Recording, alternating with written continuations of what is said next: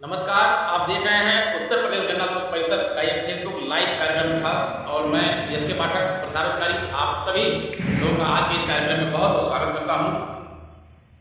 साथियों, आज का हमारा विषय है बायो प्रोडक्ट के बारे में, जैव उत्पाद के बारे में है हमारा आज का ये विषय। ट्राइकोडर्मा एवं जैव उर्वरकों की गन्ना खेती में क्या महत्व है, इस विषय पर आज हम विस्तार से आप लोगों से चर्चा करेंगे।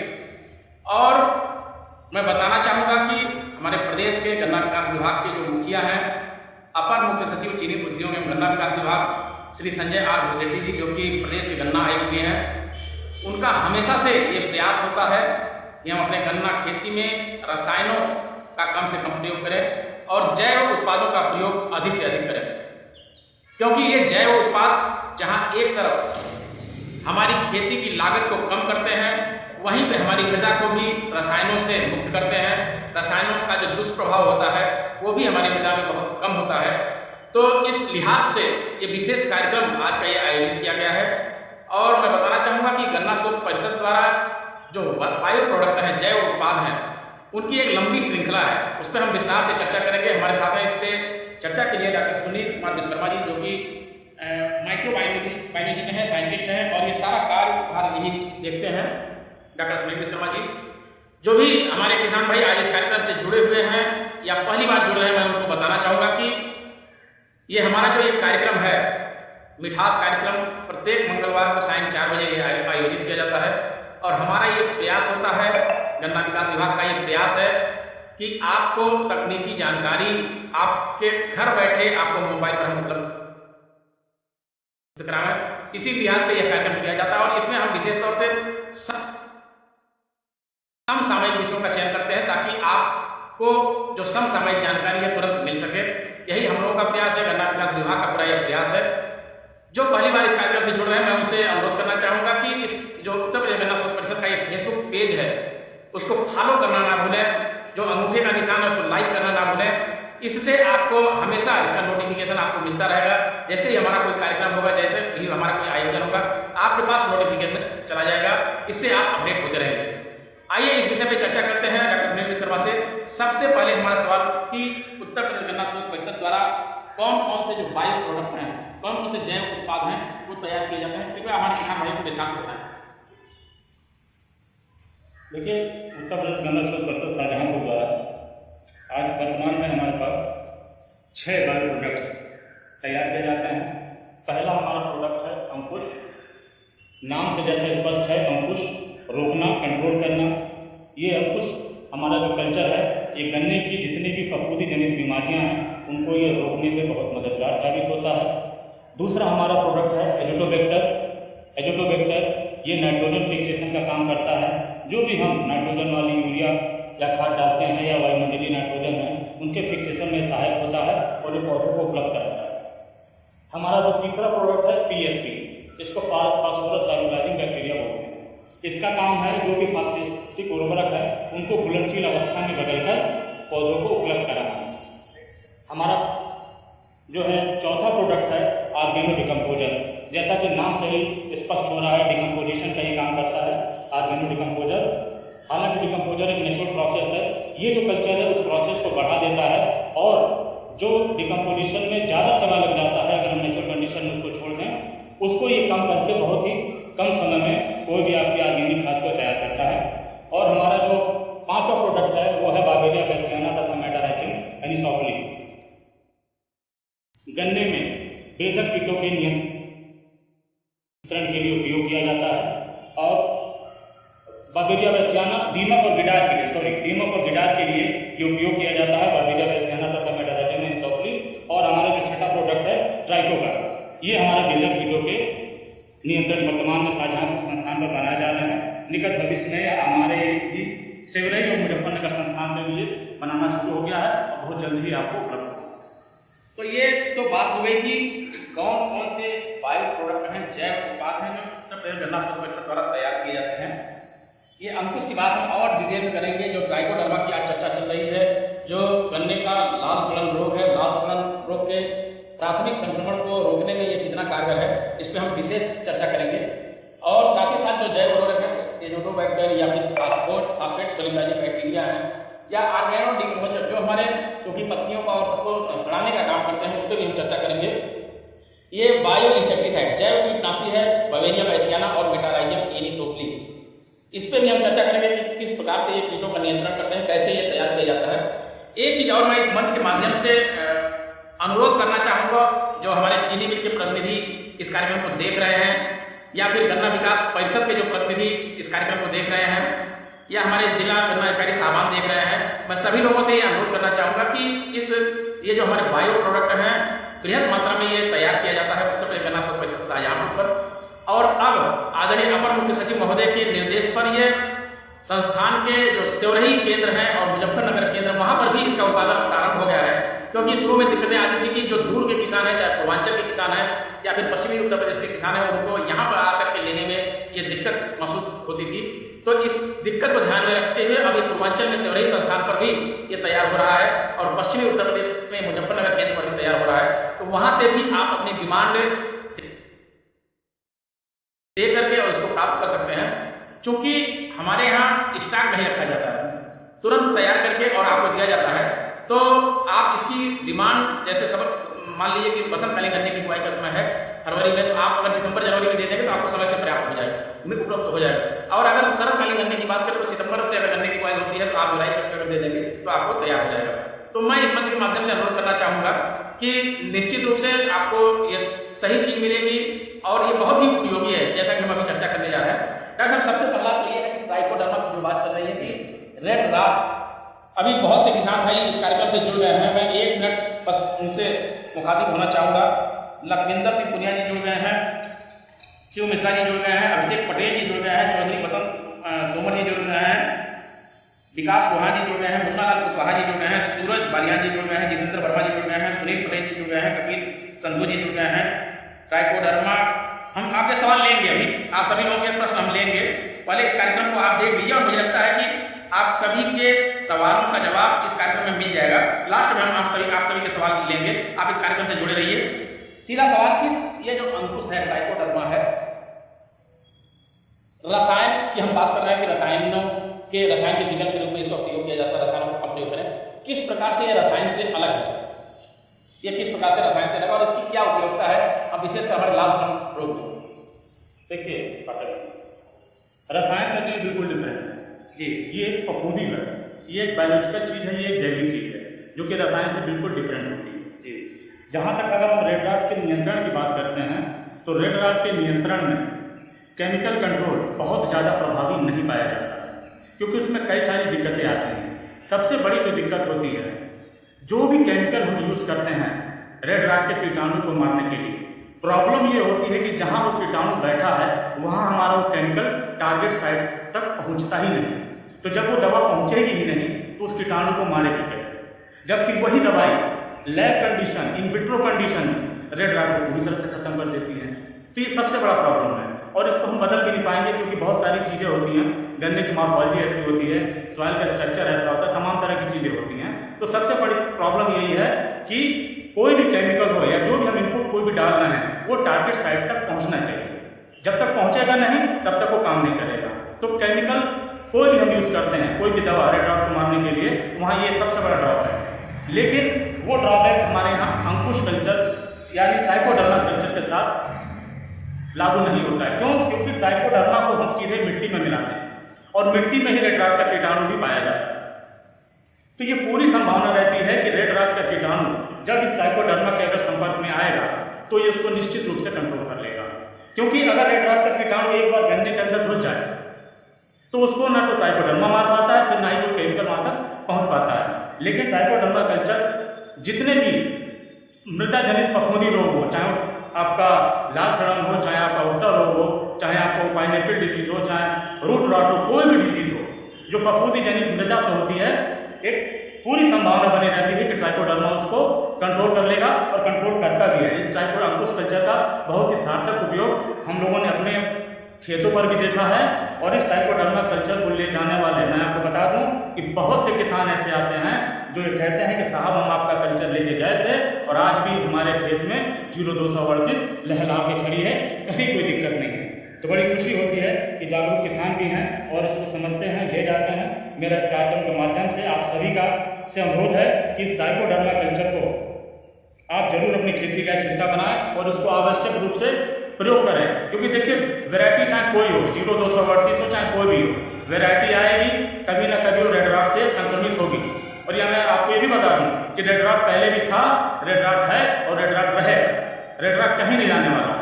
तो जब वो कहीं नहीं जा रहा है तो हमको उस रेड रॉट के साथ मैनेज करके चलना है और उस मैनेजमेंट में इस ट्राइकोडर्मा कल्चर का बहुत अहम रोल है। इसमें मैं थोड़ा सा और जोड़ना चाहूँगा कि जैसा कि डॉक्टर साहब ने बताया कि रेड रॉट के होने की बात जो डॉक्टर साहब ने बताया, कहने का डॉक्टर साहब का मतलब ये था कि ये जो फंगस है ये नेचुरल कंडीशन में भी हमारे वातावरण में मौजूद रहते हैं। लेकिन वैरायटियाँ हम लोग ऐसी डेवलप करते हैं कि ताकि उसमें रेजिस्टेंस कैपेसिटी होती है और वो प्रभावी नहीं हो पाते हैं। लेकिन जब मोनोकल्चर हम करने लगते हैं, एक ही वैरायटी बार बार अगर हम बोते हैं तो वो फिर रेजिस्टेंस कैपेसिटी कहीं कहीं उससे बिगड़ने से कहने का मतलब डॉक्टर साहब का यही था कि रेड रॉट का जो फंगस है वो नेचुरल कंडीशन में भी हमारे वातावरण में मौजूद रहता है। तो ये मृदा उपचार के लिए बहुत ही प्रभावी है और मृदा में जो ये इसके फंगस होते हैं उसको प्राथमिक संक्रमण को रोकने के लिए काफी हद तक सहायक है।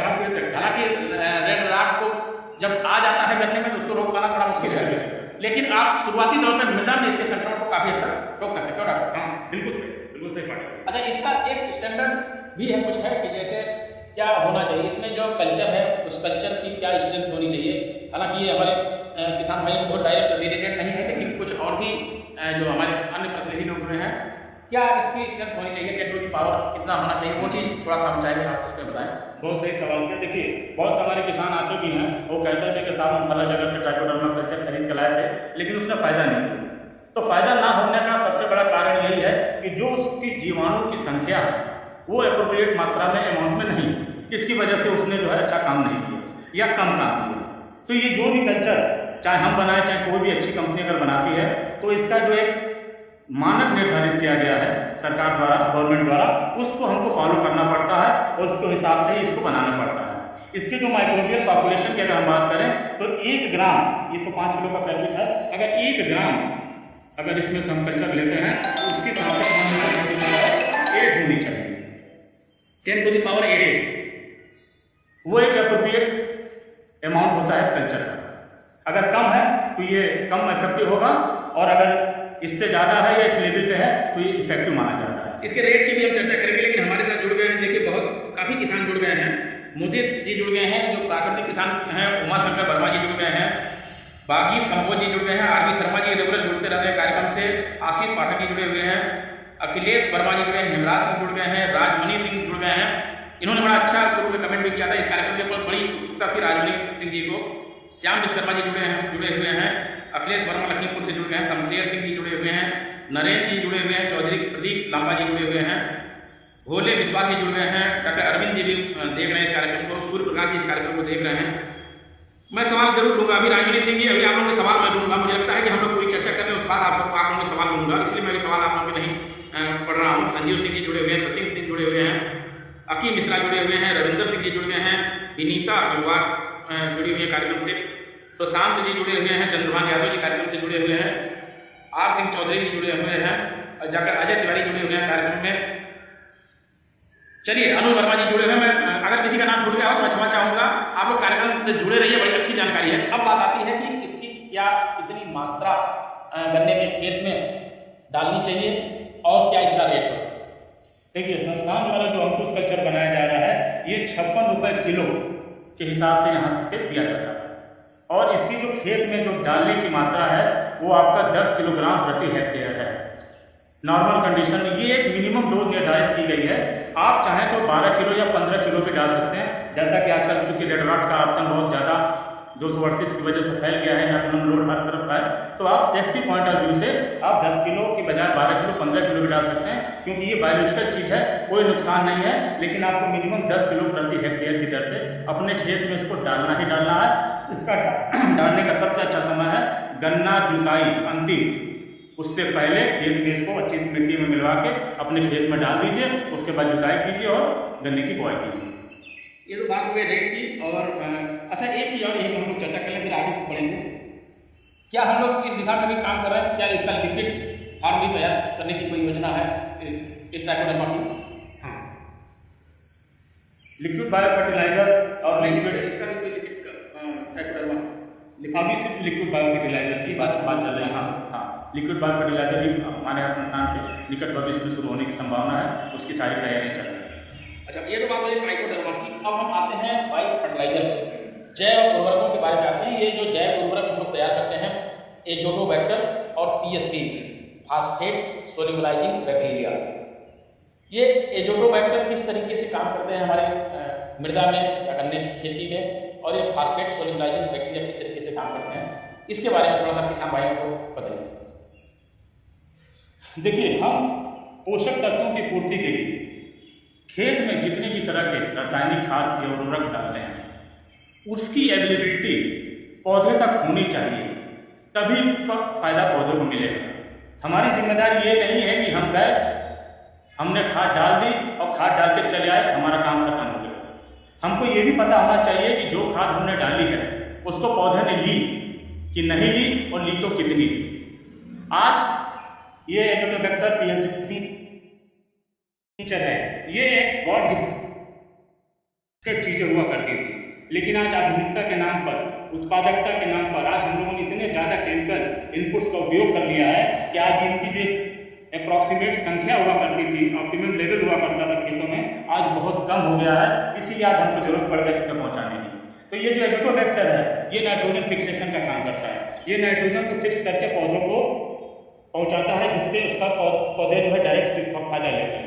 थोड़ा सा और इसको किसान भाइयों की सरल भाषा में, ये जो हमारे वायुमंडल में, हाँ, हमारे वायुमंडल में तो 78% नाइट्रोजन है, ठीक है, उसके बाद भी हमको जो है रासायनिक खादों की अलग से जरूरत पड़ती है। तो इस वायुमंडलीय नाइट्रोजन को फिक्स करके एब्जॉर्ब करके पौधों को उपलब्ध कराता है और पौधों को उसका सीधा फायदा देता है। तो इससे हमारे, अगर हम वायुमंडलीय नाइट्रोजन का उपयोग कर लें तो हमारी बहुत सारी जो है यूरिया पर डिपेंडेंसी या नाइट्रोजन की खादों पर डिपेंडेंसी हमारी कम हो जाएगी। इस पे मात्रा कितनी हो? 10 किलोग्राम प्रति हेक्टेयर की दर से इस एजोटोकल्चर का प्रयोग खेत में किया जाता है। बुआई के समय भी कर सकते हैं, या जमाव के पश्चात जब आपका पहला पानी लग जाए, नमी आ जाए, तो जब गुड़ाई करने लायक हो, इस कल्चर को 50 किलोग्राम या कुंटल मिट्टी में मिलवा के गन्ने की लाइनों में डालकर इसकी गुड़ाई कराते हैं। ये अब बात आती है फास्फेट सोल्यूबलाइजिंग बैक्टीरिया, ये कैसे फंक्शन करता है? ये तो चूंकि अवशोषण तो करता नहीं है, फिर ये किस तरीके से उपलब्ध कराता है मिट्टी में? देखिए, जैसे अभी हमने एजोटोबैक्टर की बात की कि एजोटोबैक्टर को वायुमंडलीय नाइट्रोजन को फिक्स कर लें, इसी तरह से फास्फेटिक उर्वरकों में, जो भी फास्फेटिक उर्वरक हम डालते हैं अपने खेत में, अधिकतर हमारी जो खाद होती है वो ऐसा सच जमीन में पड़ी रहती है, क्योंकि वो सॉल्युबल फॉर्म में होती ही नहीं, और जब तक सॉल्युबल फॉर्म में होगी नहीं, पौधे उसको लेंगे नहीं, चाहे आप कितना भी उसमें खाद पानी डालते रहिए। तो ये जो फास्फोरस सोल्यूबलाइजिंग बैक्टीरिया है, इस बैक्टीरिया का काम ही यही है कि वो जो फास्फेटिक उर्वरक डाली है उसको घुलनशील अवस्था में बनाना और बना के तब उसको पौधों तक पहुंचाना।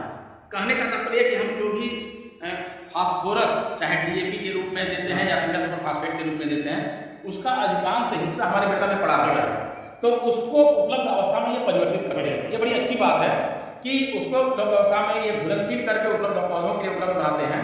तो जो हमारी बेकार पड़ी हुई है, इससे हमारी एक तरफ लागत हमारी कमाई हो जाएगी, और जो हमारे मृदा में फास्फोरस है वो पौधों के लिए उपलब्ध हो जाता है। इसकी भी मात्रा वही है डॉक्टर साहब, 10 किलोग्राम प्रति हेक्टेयर। ये तो बहुत जरूरी चीज़ है, क्योंकि जितनी भी फास्फेटिक उर्वरक है उसका 20 से 25% ही पौधे लेते हैं, बाकी हमारे 75% जमीन वैसी की वैसी पड़ी हुई जी। तो ये बहुत जरूरी चीज़ है। देखिए, कुछ सवाल हम ले लेते हैं। ये संतोष राव जी कह रहे हैं कि सर आप अपना विभागीय पता बता दें जहाँ पे आप मिले, हम आपसे मिलकर डिस्कस करना चाहते हैं। संतोष राव जी, ये गन्ना शोध संस्थान शाहजहाँपुर में है, और आप शाहजहाँपुर में आकर के, और शाहजहाँपुर शहर में ही ये हथौड़ा चौराहे के पास ये संस्थान है, आप यहाँ पे आ सकते हैं और सारे लोग आपको मिलेंगे, आप बिल्कुल डिस्कस कर सकते हैं।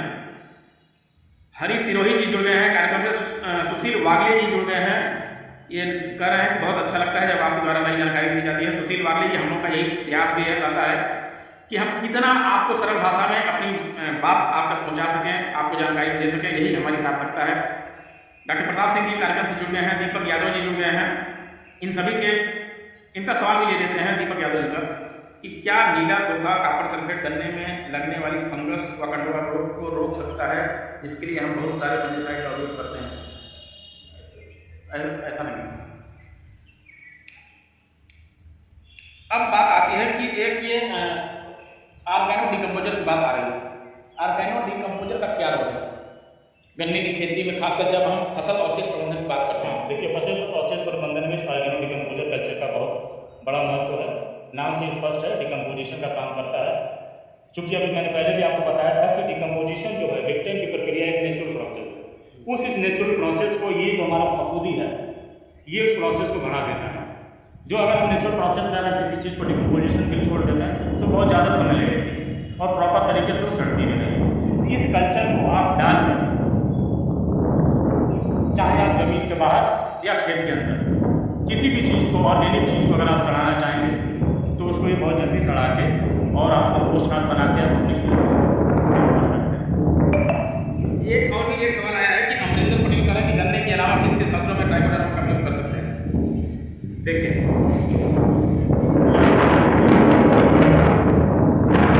कोई भी फसल, उन फसलों में जितनी भी फफूंदी जनित बीमारियां जो कि मृदा से लगती है उसमें आप ट्राइकोडर्मा करते हो। कोई भी फफूंदी जनित बीमारी जो कि मृदा से लगती है पौधे के अंदर। लालू समरिया जी जुड़ गए हैं, देखिए मध्य प्रदेश से, आपका बहुत बहुत धन्यवाद। अब हम ये बात करेंगे कि महत्वपूर्ण चीज जो बात डिस्कस करने जा रहे हैं कि जैव कीटनाशी बवेरिया बैसियाना और बेटाराइजम इनका क्या रोल है कीटों के नियंत्रण में? देखिए, गन्ने में बीमारियों के अलावा कीटों का भी बहुत आमदन होता है, बहुत ज़्यादा नुकसान होता है। अगर हम नुकसान की बात करें तो बीमारी के बाद कीट तो सेकंड नंबर पर आते हैं, इनकी वजह से होता है। तो ये के बारे में होता है, हाँ, फफूंदी को मार सकते हैं। इसी तरह से कीट से मारा जा सकता है, ये बायोलॉजिकल कंट्रोल के अंतर्गत आता है। ये जो प्रोडक्ट है बवेरिया बैसियाना और बेटाराइजम इनसॉफ्ली, ये जो हमारे गन्ने में दीमक और जो कीड़ा सफेद कीड़ा लगती है उसको कंट्रोल करने में बहुत अच्छी चीज़ है। और सबसे बड़ी बात है, कोई साइड इफेक्ट नहीं, कॉस्ट इफेक्टिव है, इको फ्रेंडली है, कोई नुकसान भी नहीं होता है और मैनेजमेंट भी होता है। तो है सिर्फ 5 किलोग्राम प्रति हेक्टेयर है। ठीक, बवेरिया बैसियाना से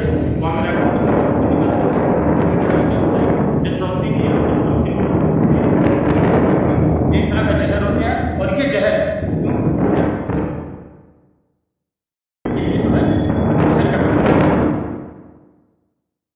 ये टॉक्सिन उनके शरीर में प्रवेश करके उनके जो बॉडी की सेल्स होती हैं वो धीरे धीरे डैमेज होती हैं।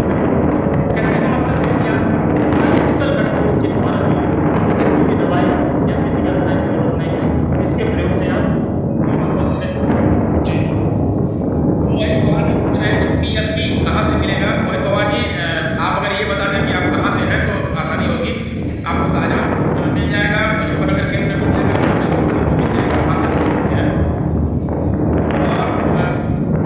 हाँ। एक सवाल आर्मी सर पूछ रहा है कि ट्राइकोडर्मा, एज़ोट्रोबैक्टर, PSP ये तीनों क्या एक साथ मिला सकते हैं? नहीं, ट्राइकोडर्मा को आपको अलग डालना है, एज़ोट्रोबैक्टर और PSP को आपको अलग डालना है, वो एक साथ मिला सकते हैं। शर्मा जी, जैसा कि बताया गया ट्राइकोडर्मा आपको अलग से डालना होगा और एज़ोट्रोबैक्टर PSP मिला के आप डाल सकते हैं। अच्छा, अभिषेक राय जी जुड़ गए हैं कार्यक्रम से और गोपाल नारी के कार्यक्रम को फायदेमंद, धन्यवाद आपको। क्या बायोकेमिकल फर्टिलाइजर के साथ कैसे वर्क करेगा?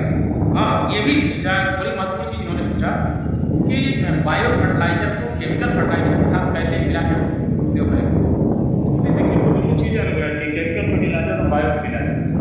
ठीक है, आप ये बिल्कुल मत समझिएगा कि केमिकल फर्टिलाइजर है। केमिकल फर्टिलाइजर पर हमको अपनी डिपेंडेबिलिटी कम करने के लिए उसके सब्स्टिट्यूट के रूप में इनका सवाल दूसरा है, हम लोग एक साथ मिला के उपयोग कर सकते हैं क्या? जैसा मैं समझ पाऊंगा इनका सवाल कि ये जो जैसे ट्राइकोडर्मा है, एज़ोट्रोबैक्टर, PSP, इसको केमिकल फर्टिलाइजर जब हम गन्ने में प्रयोग करना है तो उसको एक साथ, इसको रसायनों से दूर रखें तो भी अच्छा है, क्योंकि साइड इफेक्ट आता है। रासायनिक के साथ इसको नहीं मिला। हाँ, नहीं। एक हमारे किसान लोग पूछ रहे हैं कि हम लोग इसको, अमरिंदर पटेल जी कह रहे हैं कि गन्ने के अलावा नहीं तो बात हो गई, उनका सवाल था कि हम लोग इसको, हाँ, असंगत जी पूछ रहे हैं कि ट्राइकोडर्मा को देसी खाद में मिक्स करके हम लोग डालते हैं, क्या यह सही है? हाँ, बिल्कुल सही है। हाँ, एक बात थोड़ा सा मैं चाहूँगा इसको ये भी आप बता दें इनके प्रयोग की विधि किस तरीके से देसी खाद में मिला करके और 48 घंटा या 24 घंटे तक रखते हैं। एक बार थोड़ा सा और जो किसान भाई हमारे बाद में जुड़े हैं एक बार उसको जान लेते हैं। देखिए ट्राइकोडर्मा, अब चूंकि जैसे मैंने बताया कि ये आपका 10 किलोग्राम प्रति हेक्टेयर पड़ता है, ठीक। अब मैं आपसे कहूँ कि 10 किलोग्राम उठा के जाइए खेत में डाला 1 हेक्टेयर में, तो आप नहीं डाल पाएंगे। ये जो कंपोस्ट खाद मिलाने की बात कही जाती है, इससे 2 फायदे होते हैं। पहला, एक तो ट्राइकोडर्मा जो कल्चर है उसकी मात्रा बहुत ज़्यादा बढ़ जाती है। इससे क्या होता है, जब मात्रा बढ़ जाएगी तो आपका जो लेबर है, चाहे आप होंगे खेत में, जब इसको डालेंगे तो ये बराबर एक समान मात्रा में पहुँच जाएगा। दूसरा, कंपोस्ट खाद मिलाने से एक फायदा ये होता है कि जो हमने कल्चर उसमें मिलाया है उसको नरिशमेंट भी उससे मिल जाता है, तो उसकी जो एक्टिविटी है या उसका जो मल्टीप्लिकेशन रेट है वो बढ़ जाता है। एक बात ये कहना चाहूँगा कि कोई ज़रूरी नहीं है कि आप 48 घंटे, 24 घंटे या 72 घंटे तक उसको मिला के रखें। आपके पास समय अगर है, मिला कर रख देते हैं तो भी ठीक है, और नहीं भी मिला के रखते हैं तो भी ठीक है। आप उस कल्चर को 50 कुंटल, 50 किलो या 1 कुंटल सड़ी हुई गोबर की खाद, और ना सड़ी हुई गोबर की खाद हो तो इतनी ही मात्रा में मिट्टी लेकर उसमें अच्छी तरह से मिलवाकर अपने खेत में इसको डलवा दीजिए। रखने की भी बहुत ज़्यादा आवश्यकता नहीं है, क्योंकि इसका जो हैबिटेट है वो सॉइल ही है। एक बार ये मिट्टी के अंदर चला गया तो फिर ये अपना मल्टीप्लिकेशन बहुत आराम से स्टार्ट करेगा। हमारे साथ देखिए महेंद्र यादव जी जुड़े हैं, रामकोला से जुड़े हैं, कुशीनगर से। बात कहने का तात्पर्य है कि प्रदेश के सभी हिस्सों से कार्यक्रम किसान जुड़ते हैं इसमें, और बहुत से ऐसे किसान हैं कि इस समय नहीं देख पाते हैं तो वो बाद में इस कार्यक्रम को देखते हैं, और यही हमारा प्रयास होता है। ये वीडियो पड़ा रहता है पूरा उस फेसबुक पेज पे, आप वहाँ से जानकारी प्राप्त कर सकते हैं।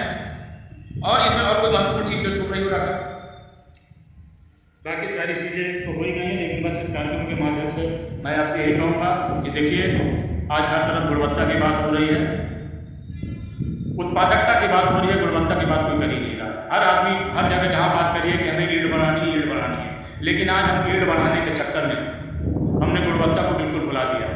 इस कार्यक्रम के माध्यम से यही कहूँगा, आप अपनी उत्पादकता को बढ़ाइए, अच्छी बात है, लेकिन गुणवत्ता को नज़रअंदाज मत कीजिए। और अगर आपको गुणवत्ता बनानी रखनी है तो आपको ये जो जैव उत्पाद हैं, जो जैविक चीज़ें हैं, इन पे आना पड़ेगा, ऑर्गेनिक फार्मिंग की तरफ आना ही पड़ेगा।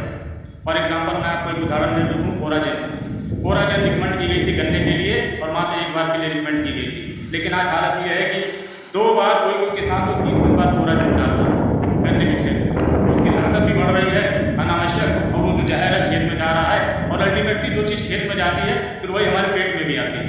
हम इस चीज़ को भूल जाते हैं, और हमको आज दिख भी रहा है, आज किसी भी बीमारी की उम्र नहीं रह गई है।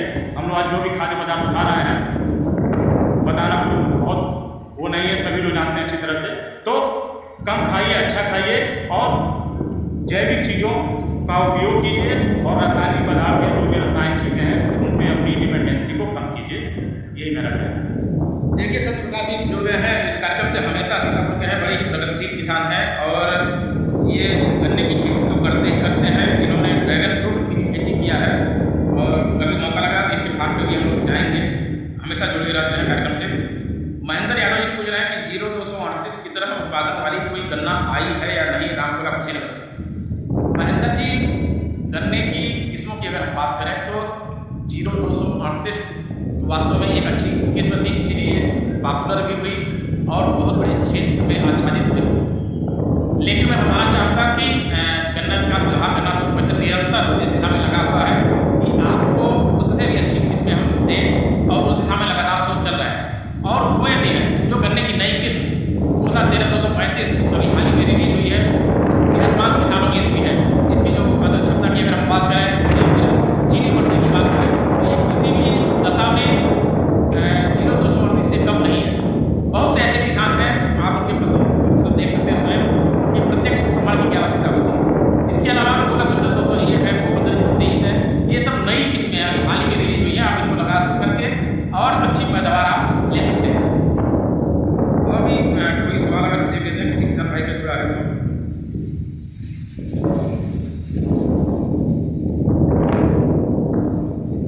चलिए, बहुत बहुत धन्यवाद आज के इस कार्यक्रम से जुड़ने के लिए। एक बार पुनः मैं आप सभी से अनुरोध करूंगा कि इस कार्यक्रम से जुड़े रहने के लिए, इस कार्यक्रम पे नोटिफिकेशन पाने के लिए तो कृपया इस पेज को जरूर आप फॉलो करें और लाइक करें, ताकि समय समय पर आपको इसकी जानकारी मिलती रहे। और पुनः मैं अनुरोध करना चाहूँगा कि अगर आपको इस बायो प्रोडक्ट की आवश्यकता है बृहद मात्रा में, तो आप 1 महीने पहले, 1.5 महीने पहले डिमांड भेज दें, ताकि उसको समय से तैयार करके निश्चित रूप से